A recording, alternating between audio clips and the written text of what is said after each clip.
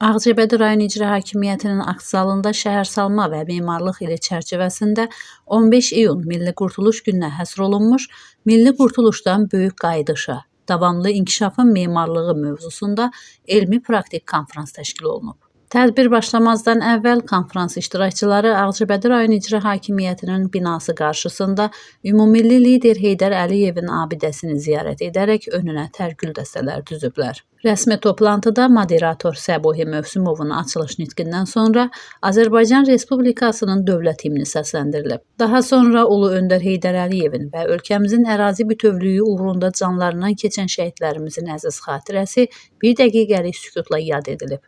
Milli Qurtuluş gününün tarixi əhəmiyyətindən bəhs edən sənədli film tədbir iştirakçılarının ötən illərə yenidən nəzər salmasına imkan yaradıb. Konfransın məruzə və çıxışlar hissəsində müxtəlif mövzularda aktual məsələlərə toxunulub.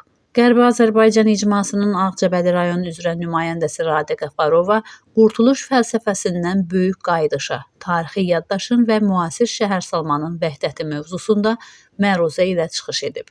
Daha sonra Ağcabədi Bələdiyyəsinin sədri İsmail Rəsulov Heydər Əliyev və yerli özünü idarə etmə, bələdiyyə fəaliyyətində müasir şəhərsalma və memarlıq prinsiplərinin tətbiqi, Ağcabədi rayon mərkəzləşdirilmiş kitabxana sisteminin direktor vəzifəsini müvəqqəti icra edən Təranə Məmmədova kitab və irs, Ulu Öndərin zəngin fəaliyyətinin gənc nəsillərə və mədəniyyət ocaqlarına işığı və Ağcabədi şəhər Camal İbrahimov adına 8 nömrəli tam orta məktəbin tarix müəllimi Namiq Əhmədov 15 iyun Azərbaycanın siyasi tarixində müstəqilliyin xilası və intibahın başlanğıcı mövzularında çıxışlar ediblər. Sonda Ağcabədi rayon İcra Hakimiyyətinin başçısı Rafil Hüseynov yekun nitqi ilə çıxış edib, 15 iyun Milli Qurtuluş gününün tarixi önəmini bir daha vurğulayıb.